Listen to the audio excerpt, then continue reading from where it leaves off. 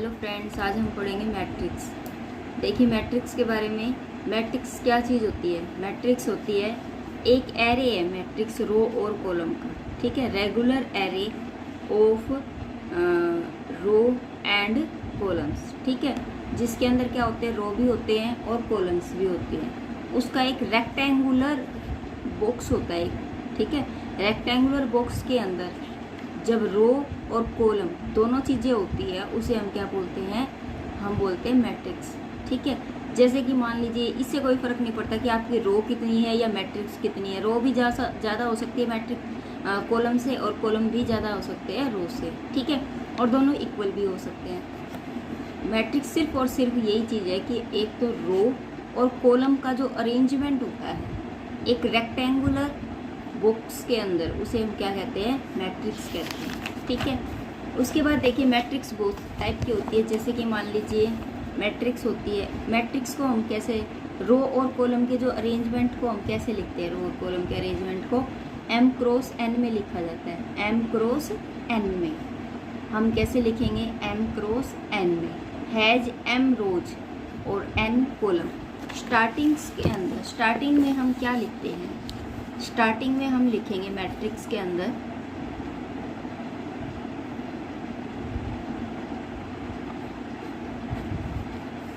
जैसे कि मान लीजिए ये रो है 2 3 4 5 6 7। ठीक है, इसमें क्या होता है कि इसमें रो कितनी है? 1 2 3। तो रो जो होती है वो पहले लिखी जाती है 3, और कॉलम कितने हैं इसके अंदर? 2। तो कॉलम जो है वो हम कैसे लिखते हैं? बाद में लिखते हैं। इस टाइप का जो अरेंजमेंट होता है वो हमारा क्या कहला सकता है? मैट्रिक्स कहलाता है। वो हमारा क्या कहलाता है? मैट्रिक्स कहलाता है। उसके बाद उसने क्या बोला कि एलिमेंट अगर आपको निकालने मैट्रिक्स के, एलिमेंट का मतलब क्या होता है? एलिमेंट का मतलब होता है कि इसके अंदर कितने एलिमेंट प्रेजेंट है। एलिमेंट मतलब यहाँ पर 1 2 3 4 5 6, इसके अंदर 6 बंदे बैठे हुए हैं। वो जो 6 बंदे बैठे हुए हैं वो ही उसके क्या है? एलिमेंट है। तो वो हम है ना गिन के भी पता लगा सकते हैं, लेकिन गिनने की बजाय हम किससे करेंगे? जो रो है और जो कॉलम है उनकी क्या कर देंगे? गुणा कर देंगे। तो रो मल्टीप्लाई कॉलम क्या हो जाएगा? आपका नंबर ऑफ एलिमेंट हो जाएगा। ठीक है, 3 इंटू 6 2 जो है वो क्या हो जाएगा? 6 जो है वो आपके क्या है? नंबर ऑफ एलिमेंट है। नंबर ऑफ एलिमेंट वो क्या है? आपके नंबर ऑफ एलिमेंट है। ठीक है, हो गया क्लियर? अब जैसे कि आपको नोटेशन बोला है, मैट्रिक्स की नोटेशन हम कैसे बनाते हैं? मैट्रिक्स को हम कैसे लिख सकते हैं? मैट्रिक्स को हम लिखते हैं जैसे कि मान लीजिए ये जो स्टार्टिंग का होता है ये होता है आपका, हम मैट्रिक्स को AIJ की फॉर्म में लिखते हैं। ठीक है, ये जो एलिमेंट होते हैं इसको हम कैसे लिखते हैं? IJ की फॉर्म में।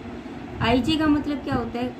एक बार I बराबर 1 होगा, I बराबर कुछ भी रख सकते हो, 1 2 3 4 5 कुछ भी। इसी तरीके से आप 0 की जगह पर भी कुछ भी रख सकते हो, 1 2 3 4 5। ठीक है, I बराबर जब 1 रखते हो और J बराबर जब 1 रखते हो तो क्या बनता है? A 1 1 बनता है। तो 1 1 यहाँ आएगा। यहाँ क्या होता है? ये 1 1 वाली रो है तो A 1 2 A 1 3 H Son AN तक। ठीक है, इसी तरीके से यहाँ 1 आ चुका था, यहाँ 2 1। अब हमने क्या ले लिया? I को 2 ले लिया, J को 1 ले लिया, फिर A 2 2 A 3 3 नहीं सॉरी A 2 2 A 2 3, इस तरीके से A 2N तक। इसी तरीके से आपकी ये A 3N चल जाएगी। और लास्ट में मान लीजिए आपको कुछ भी आप ले सकते हो, A N1 A N2 A N3 और आप A NN। आपकी मर्जी है, इस टर्म्स को आप कितना भी लंबा ले सकते हो। ठीक है,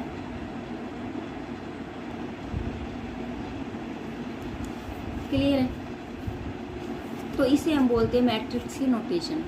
अगर आपको ऑर्डर निकालना है मैट्रिक्स का अगर ऑर्डर निकालना आपको दे दिया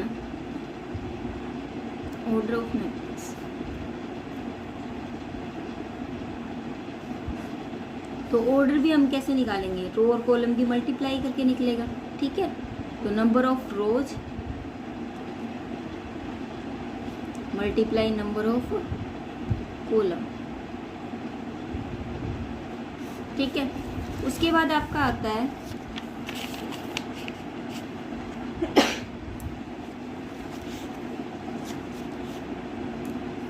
डायगोनल एलिमेंट आते हैं, diagonal element of matrix.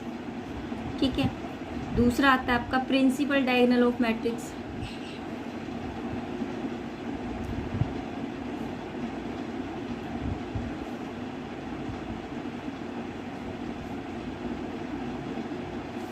Principal diagonal of matrix कौन से होते हैं? जैसे कि मान लीजिए ये 1 2 3 4 5 6 7 8 9। ठीक है, प्रिंसिपल डायगोनल मैट्रिक्स वो होते हैं जो यहाँ बेस है। डायगोनल क्या है? ये, तो यही हमारा क्या है? प्रिंसिपल डायगोनल मैट्रिक्स है। ठीक है, जो हमारा बेस होता है ना, मतलब डायगोनल, इसने पूछा डायगोनल की बात की है, तो डायगोनल कौन से होते हैं? ये वाले और ये वाले, तो ये ही क्या होंगे? इसके प्रिंसिपल डायगोनल मैट्रिक्स होंगे। और इसके अलावा सारे जो है, इसके अलावा इसको भी इंक्लूड करके जितने भी सारे हैं वो क्या है? ऑर्डर ऑफ मैट्रिक्स है। वो सारे क्या है? वो क्या है? डायगोनल एलिमेंट है। वो क्या है? Diagonal element. सिर्फ और सिर्फ इसको तो हम क्या बोलेंगे? Principal diagonal. और सबको हम क्या बोलेंगे? सारे को हम क्या बोलेंगे? Diagonal element of matrix, matrix के डायगोनल एलिमेंट। ठीक है, उसके बाद हम क्या दे रखे हैं? देखो, रो मैट्रिक्स क्या होती है? रो मैट्रिक्स आपको पता है कि ये रो होती है और ये वाले कॉलम होते हैं। ठीक है, रेक्टेंगुलर मैट्रिक्स क्या होती है? रेक्टेंगुलर आपको पता है, नाम से पता चलता है। रेक्टेंगुलर में क्या होता है? जिसके अंदर लंबाई और चौड़ाई होती है, वही होती है ना, जिसकी लंबाई और चौड़ाई बराबर नहीं होती, ऐसे बनता है रेक्टेंगुलर। ठीक है, कभी लंबाई ज़्यादा हो सकती है, कभी चौड़ाई ज़्यादा हो सकती है, इससे कोई फर्क नहीं पड़ता। इसी तरीके से मैट्रिक्स के अंदर क्या होता है कि दोनों रो जो है वो कभी भी बराबर नहीं होगी। रो और कॉलम जो है वो कभी भी बराबर नहीं होगा रेक्टेंगुलर मैट्रिक्स के अंदर। कभी रो ज़्यादा हो सकती है, कभी कॉलम ज़्यादा हो सकते हैं। जैसे कि 1 2 0 -1 3 2। देखो ये रेक्टेंगुलर टाइप का बॉक्स बन रहा है। लंबाई इसकी ये क्या है? चौड़ाई ज़्यादा है, लंबाई कम है। इसी तरीके से ये आता है, मान लीजिए 1 3 4 2 0 6। ये क्या आपका? ये भी रेक्टेंगुलर है क्योंकि इसमें लंबाई ज़्यादा है, चौड़ाई कम है। ठीक है, और स्क्वायर क्या होता है? स्क्वायर नाम से पता चलता है। स्क्वायर सुना ना, बॉक्स जिसके चारों भुजाएं बराबर होती है, वही होता है स्क्वायर। इसमें भी क्या होगा कि ये सारे बराबर होंगे मैट्रिक्स के अंदर।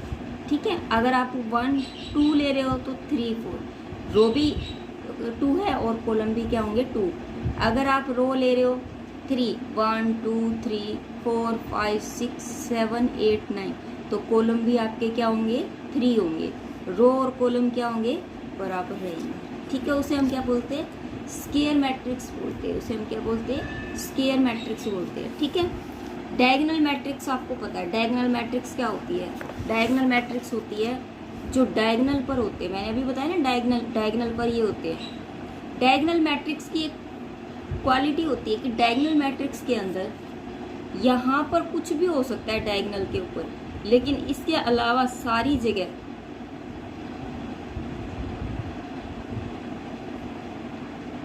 जो है वो क्या होगा? गलत ले गए। डायगोनल मैट्रिक्स में एक बार देखो, यहाँ देखो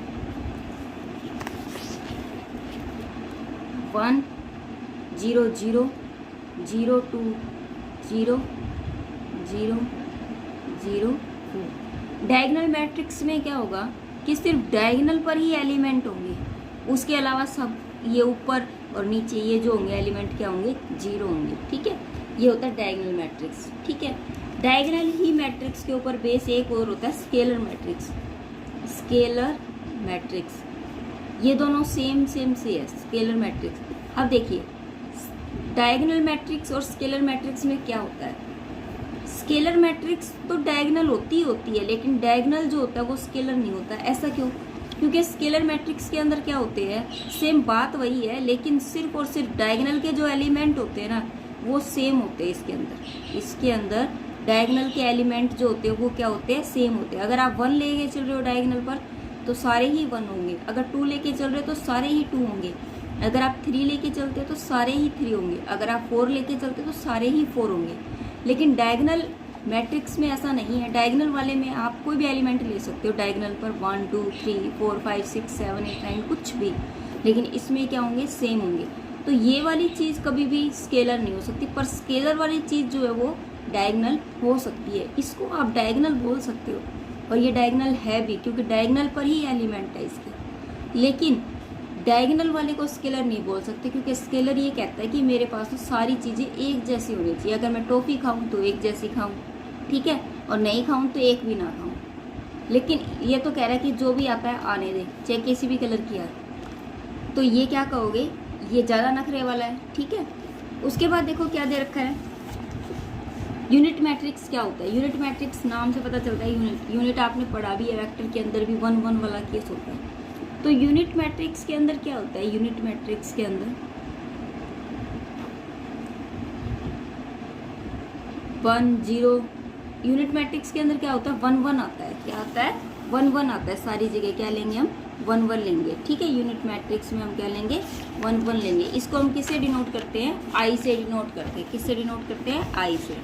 इसमें देखो डायगोनल पर क्या होता है, 1 होगा, 0 1 0 0 0 1। डायगोनल पर इसमें क्या होता है, 1 होता है। उसे हम क्या बोलते हैं, यूनिट मैट्रिक्स कहते हैं। इसे हम डायगोनल मैट्रिक्स भी बोल सकते हैं, इसे हम स्केलर मैट्रिक्स भी बोल सकते हैं, और इसे हम यूनिट मैट्रिक्स भी बोल सकते हैं। इसको हम तीनों चीज़ें बोल सकते हैं। डायगोनल इसलिए बोलेंगे क्योंकि इसके डायगोनल पर एलिमेंट है, स्केलर इसलिए बोला जाएगा क्योंकि इसके डायगोनल पर सेम एलिमेंट है, और यूनिट इसलिए बोला जाएगा क्योंकि इसके डायगोनल पर 1 है, ठीक है। लेकिन इन दोनों को कभी भी हम यूनिट नहीं बोल सकते, क्योंकि यूनिट होने के लिए 1 होना जरूरी है। अगर इसके केस में स्केलर में 1 1 है और डायगोनल पर भी 1 1 है, तो वो हमारा क्या कहलाएगा, यूनिट मैट्रिक्स होगा, ठीक है।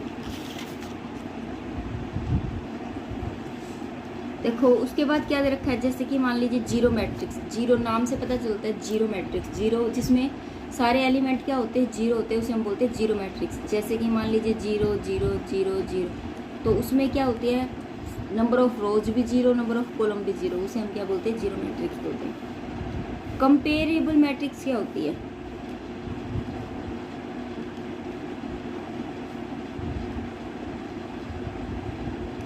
जिसके अंदर कंपेयर का मतलब होता है तुलना करना, जिसके अंदर मान लीजिए ए एलिमेंट के अंदर क्या है, 3 4 2 6 8 5, और आपके पास बी एलिमेंट में है 5 7 8 3 4 9। देखिए ऑर्डर दोनों का सेम है, यहाँ पर भी क्या आपका 2 और 3, और यहाँ पर भी क्या है 2 और 3। अब देखो कंपेयर कैसे करना है। अब आप ये देखें, यहाँ क्या 3, यहाँ क्या 5 4, यहाँ 7, यहाँ 2, यहाँ 8, यहाँ 6, यहाँ 3, यहाँ 8, यहाँ 4, या 5 या नहीं। तो ये क्या कर रहा है, एक दूसरे को कंपेयर कर रहा है, ठीक है। इसे हम क्या बोलते हैं, कंपेरेबल मैट्रिक्स बोलते हैं। और इक्वलिटी मैट्रिक्स में क्या होता है कि एक मैट्रिक्स जो होती है, अगर यहाँ पर इक्वलिटी बोल दिया जाता है, तो ये वाली मैट्रिक्स जो है वो किसके बराबर है, इस वाली मैट्रिक्स के बराबर है। इसका मतलब 3 किसके बराबर है, 5 के, 4 किसके बराबर है, 7 के, 2 किसके बराबर है, 8 के, और 6 किसके बराबर है, 3 के, और 8 किसके बराबर है, 4 के, 5 किसके बराबर है, 9 के। उसे हम बोलते हैं equality of matrix. Equality of matrix की मतलब दो मैट्रिक्स को हम क्या कर सकते हैं, इक्वल बता सकते हैं कि ये इक्वल है, ठीक है। इस तरीके से क्वेश्चन भी पूछा जाता है, वो इस टाइप से क्वेश्चन आपका इस टाइप से आता है। जैसे कि मान लीजिए आपको एक मैट्रिक्स में ये दे दिया जाए 3 7 8 2 1 0, दूसरी आपको दे दी कि A 7 B 2 1 C। These are equal matrix, these are equal matrix, find the value of A B C, find the value of A B C. तो कैसे निकालेंगे, अब आपको उसने बोल दिया ये इक्वल मैट्रिक्स है, अगर इक्वल है तो ये दोनों के बीच में इक्वल का निशान है। अब ए वाला फर्स्ट है, तो फर्स्ट वाले पर क्या है, 3, तो इसका मतलब ए का मान कितना है, 3, बी का मान कितना है, 8, और सी का मान कितना है, 0। तो ए बी सी की वैल्यू जो वो हमारी इस तरीके से निकल जाती है, ठीक है। देखिए नेक्स्ट में क्या दिया हुआ है आपको, जो मैट्रिक्स के आज हम बेसिक कर रहे हैं, ठीक है। नेगेटिव मैट्रिक्स क्या होती है, नेगेटिव मैट्रिक्स जिसके अंदर क्या होते हैं, सारे एलिमेंट क्या होते हैं, नेगेटिव हो जाते हैं, उसे हम बोलते हैं नेगेटिव मैट्रिक्स। आज हम एडिशन करते हैं। एडिशन कैसे करते हैं, देखिए जैसे कि मान लीजिए आपको ये मैट्रिक्स दी थी, ठीक है, या फिर आपको ये मैट्रिक्स दी थी A और B, आपको इसमें एडिशन करना है, ऐड करना है, एडिशन ऐड करना है, मतलब आपको क्या करना है, A प्लस बी करना है, A प्लस बी। अब देखिए A के पास हमेशा याद रखिए जब आप ऐड करते हो तो कैसे करना है, पहले वाले को पहले वाले में ऐड करेंगे, दूसरे वाले को दूसरे वाले में ऐड करेंगे, तीसरे वाले को तीसरे वाले में ऐड करेंगे। ऐसा नहीं आप इसमें ऐड कर दो अपने, आप इसमें ऐड कर दो, ऐसा नहीं, सेम वाले को सेम वाले से ही ऐड करना है। तो 3 + 5, 3 + 5 क्या कर दोगे आप 8, 4 + 7 11, 2 + 8 10, 6 + 3 9, और 8 + 4 12, और 9 + 5 14। तो ये आपको इस टाइप से ऐड करना है, ठीक है। तो A प्लस बी को आप ऐसे ऐड कर सकते हो। हमेशा ये याद रखो एडिशन के केस में कॉम्यूटेटिव लॉ जो होता है वो फॉलो करता है। कैसे, A प्लस बी जो होता है वो किसके बराबर होता है, A प्लस बी बराबर होगा B प्लस A के बराबर होगा, ठीक है। आप चाहे पहले B वाले को ऐड करो चाहे A वाले को, तो दोनों ही जो है हर केस में बराबर रहेंगे। तो यहाँ पर हमारा एडिशन के केस में कॉम्यूटेटिव लॉ लगता है, कॉम्यूटेटिव लॉ लगेगा। इसी तरीके से आपको पता है एसोसिएटिव लॉ एडिशन के केस में वो भी सेटिस्फाई करेगा। एसोसिएटिव लॉ, सिएटिव लॉ, कई बार आपके इन प्रॉपर्टी के अंदर से भी क्वेश्चन पूछा जा सकता है, कॉम्पिटिटिव लॉ के अंदर से भी, एसोसिएटिव के अंदर से भी। कॉम्पिटिटिव एग्जाम में तो कुछ भी पूछ सकते हैं, ये भी कह सकते हैं अब कि आप देखिए कि आपसे ये क्वेश्चन भी पूछा जा सकता है कि कॉम्यूटेटिव जो प्रॉपर्टी है वो किसके केस में लगती है, मल्टीप्लिकेशन के केस में लग सकती है, या डिवाइड के केस में लगेगी, या फिर प्लस के केस में लगेगी, या फिर सब्ट्रैक्शन के केस में लगेगी। आपको पता है माइनस और मल्टीप्लाई में का कोई रोल नहीं है। मैट्रिक्स के अंदर माइनस, मैट्रिक्स के किसी भी, अगर आप वेक्टर में लोगे उसमें भी, सिंपल भी लेते हो उसमें भी माइनस और मल्टीप्लाई का, माइनस और डिवाइड में ये प्रॉपर्टी होल्ड नहीं करती, माइनस और डिवाइड में ये प्रॉपर्टी होल्ड नहीं करती। ये बात तो क्लियर है कि माइनस और डिवाइड के अंदर तो ये प्रॉपर्टी या कोई भी प्रॉपर्टी नहीं लगी, ना एसोसिएटिव ना डिस्ट्रीब्यूटिव, कोई भी नहीं, सिर्फ और सिर्फ ये प्लस और मल्टीप्लाई के केस में लगते हैं। अब ये बात तो क्लियर हो गई। अब इसमें मेरे प्लस माइनस और गुणा और डिवाइड, अब ये वाला सीन कट गया और ये वाला सीन कट गया। मैंने ये पूछा कि आप ये बताओ कि कॉम्यूटेटिव जो लॉ है वो किसके केस में लग सकता है, ठीक है। मैट्रिक्स के अंदर कॉम्यूटेटिव लॉ प्लस को भी होल्ड करेगा और मल्टीप्लाई को भी होल्ड करेगा। आपको तो यही है कि दोनों के अंदर लगता है, तो कॉम्यूटेटिव लॉ में ये भी होगा और ये भी होगा। लेकिन ऐसा नहीं है, कॉम्यूटेटिव लॉ सिर्फ और सिर्फ प्लस वाले को होल्ड करेगा, मल्टीप्लाई वाले को भी नहीं करेगा। ऐसा क्यों? क्योंकि प्लस के केस में क्या होता है कि A प्लस बी और B प्लस A तो बराबर होते हैं, लेकिन मल्टीप्लाई के केस में, इधर देखो मल्टीप्लाई के केस में, जैसे कि मान लीजिए यहाँ आपको 1 2 दे दिया, 3 4 दे दिया, ये A वाला केस दे दिया, और B वाला आपको दे दिया 2 3 4 5, ठीक है। इस टाइप से मल्टीप्लाई के केस में कॉम्यूटेटिव लॉ कैसे बनेगा, A भी बराबर B। इसके केस में ये प्रॉपर्टी, ये जो चीज़ है ये इसके बराबर हो भी सकती है और नहीं भी हो सकती है, ऐसा कोई ज़रूरी नहीं है।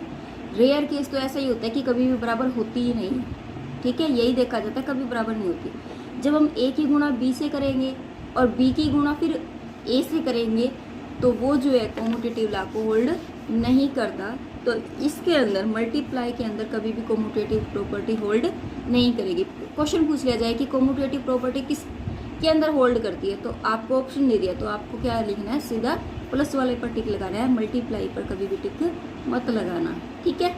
हो गया क्लियर?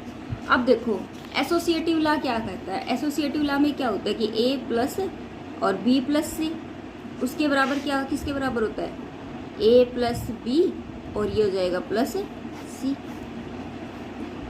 ठीक है। ये क्या होता है हमारा एसोसिएटिव लॉ होता है। उसके बाद देखो क्या दे रखा है आपको, एसोसिएटिव हो गया हमारा, कॉम्यूटेटिव हो गया,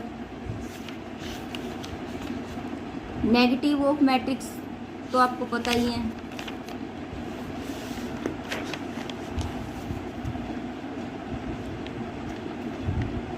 देखो ये सारे जो अब मल्टीप्लाई के केस में आ जाएंगे, एडिशन के केस में। पहले एडिशन का देखो, एडिशन में क्या होते हैं, matrix addition is a commutative हो सकती है, matrix addition is a associative भी हो सकती है, और एग्जिस्टेंस ऑफ एडिटिव आइडेंटिटी और एग्जिस्टेंस ऑफ एडिटिव इनवर्स। ठीक है, ये देखो क्या दे रखा है,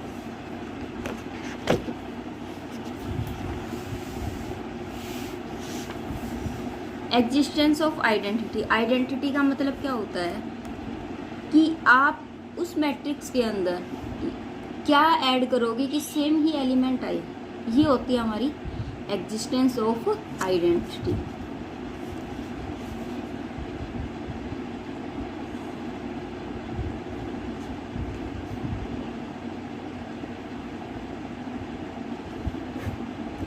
उसके अंदर आप क्या ऐड करो कि सेम एलिमेंट आए। अगर मैं ए मैट्रिक्स है कोई मेरी, अगर उसके अंदर मैं 0 ऐड करती हूँ तो मेरी सिंपल ए ही आएगी मैट्रिक्स। ठीक है, अगर उसमें 0 ऐड करोगे तो सिंपल वही चीज़ आएगी। और आपको पूछा है inverse, existence of inverse. Inverse के केस में क्या होता है, इनवर्स के केस में क्या होता है कि आप इसके अंदर क्या ऐड करोगे कि आपकी वैल्यू जो है वो क्या है, 0 आए। ठीक है, एग्जिस्टेंस ऑफ एडिटिव इनवर्स 0 आए। तो आप ये देखिए इसके अंदर आप क्या ऐड करोगे, मान लीजिए a plus x, A plus x बराबर में x प्लस ए। हमें इसके अंदर क्या ऐड करना पड़ेगा, इसका खुद का ही इनवर्स ऐड करना पड़ेगा ना। a का हमें क्या करना पड़ेगा, इनवर्स, या फिर a के पास आपके पास 1 2 3 4 है तो आपको यहाँ पर इसका माइनस ऐड करना पड़ेगा। क्या, -1 2 माइनस का 3 माइनस का 4, तो वो क्या हो जाएगा, 0 के बराबर होगा। तो इसके अंदर एग्जिस्टेंस ऑफ आइडेंटिटी भी लग सकता है, एग्जिस्टेंस ऑफ इनवर्स की प्रॉपर्टी भी होल्ड कर सकती है। ठीक है, उसी तरीके से मल्टीप्लाई के केस में कोम्यूटेटिव की प्रॉपर्टी होल्ड नहीं करेगी और सारी की सारी प्रॉपर्टी जो है वो आपकी होल्ड करेगी मल्टीप्लाई के केस में। ठीक है, मल्टीप्लीकेशन के केस में सिर्फ और सिर्फ आपका ये होल्ड नहीं करेगा। एक बार फिर भी देख लो, अगर आप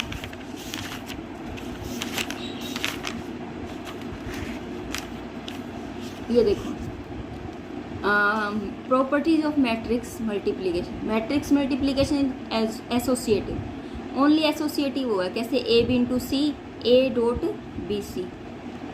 इसके अंदर कोम्यूटेटिव का कोई रोल ही नहीं है, उसने लिया ही नहीं। तो आपको ये याद रहना चाहिए कि कोम्यूटेटिव ला मल्टीप्लाई में नहीं लगेगा, डिस्ट्रीब्यूटिव लगेगा। इसके अंदर कुछ अलग सी एक चीज़ आएगी, वो है डिस्ट्रीब्यूटिव।